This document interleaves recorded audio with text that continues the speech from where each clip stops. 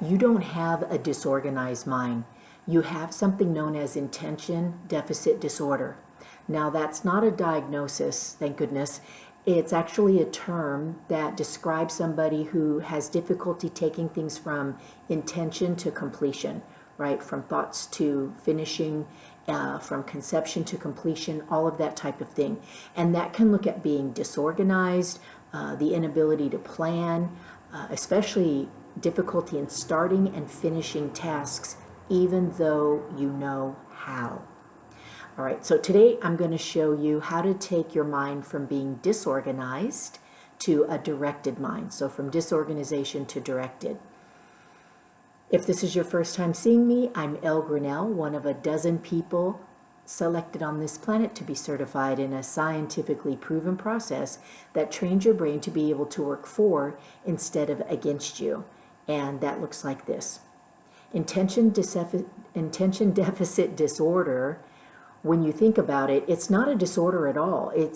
It all stems from a part of the brain known as the Habenula. Now, if this is not your first time seeing me, you've heard me talk about the Habenula a lot.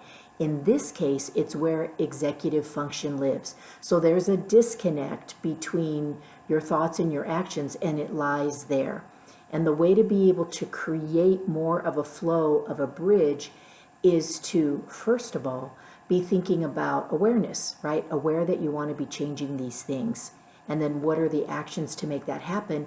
And then I would say most importantly, the consistency, to stick with it until you train the Habenula that this is how you think, this is what you want, this is what makes you happy, this is how to get there. Because a squirrely mind is okay as long as it has a place to come home to, a place where there is a plan with desire. Okay, because a good plan backed by desire is going to take you really far. Okay, so that looks like this. First of all, semantics. Your words are extremely powerful. Use them for instead of against you. From now on, instead of saying things like, I have to go to the bank today, or I have to go grocery shopping today, choose more intentional words. Get to, want to, am able to, choose to, look forward to. All right, so your awareness will be to catch that disempowering language and flip it more into more intentional things that you want to do, that you're looking forward to. So you're training your brain that you want these things instead of that they are a chore and something that you would prefer to avoid. All right, next, think of putting things in cubbies.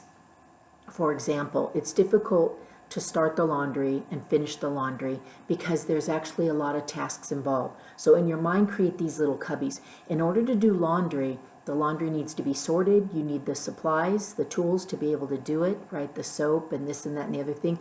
You need the time to be able to get it into the washer and then get it into the dryer and then get it out of the dryer and then get it folded and then get it put away. Whew, no wonder we don't finish what we start. That's a lot of tasks, and it might go into two cubbies: laundry washing, laundry folding, laundry drying, and that's okay. So when you put things into cubbies, it's easier for your ADHD not to kick in because you have everything you need, because you're thinking about what you want, how to get it, and what it looks like when it's finished. Now, it's really important here to celebrate all the tasks. When you finish something, happy dance, singing, high fives, sending some fun emojis to somebody that you love and somebody who's got your back. Now, it doesn't make sense to reward yourself, say, like you finish the laundry so you get a massage. I'm not saying you can't do that, but you're going to be compartmentalizing these tasks during the day. Okay, so you won't be able to give yourself 10 massages at the end of the day. There are a lot of fun things that you can do, things that light you up and make you happy. Just make sure that when you get away for those celebrations, and they could be really simple, clapping, dancing, laughing, get back to the next task at hand. Unless your day is done, and you're just going to say, okay, I did so many things today. Yay, that's another celebration. Okay, and then the next step is to make your home a sanctuary.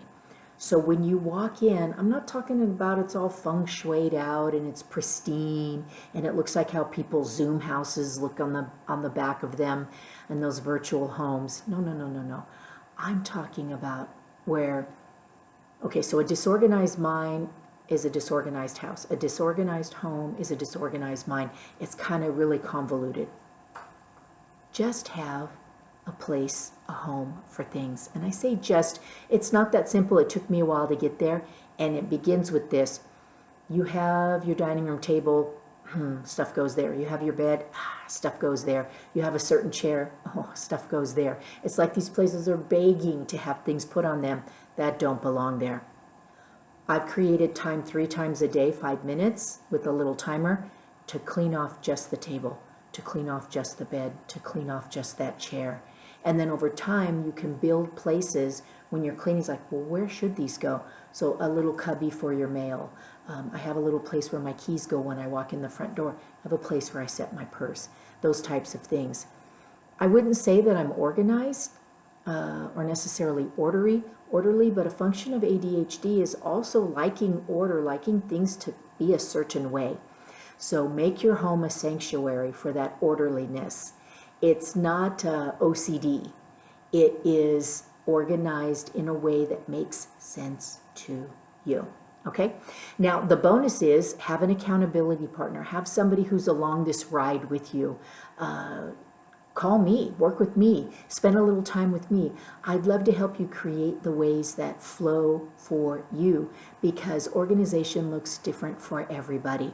So we're going to take you from a disorganized brain to not an organized brain, but we'll go from disorganized to direction, to directive, to, what can I say, calm, peaceful, not as squirrely. I wish that for you so much. And it begins with getting on my calendar. Okay?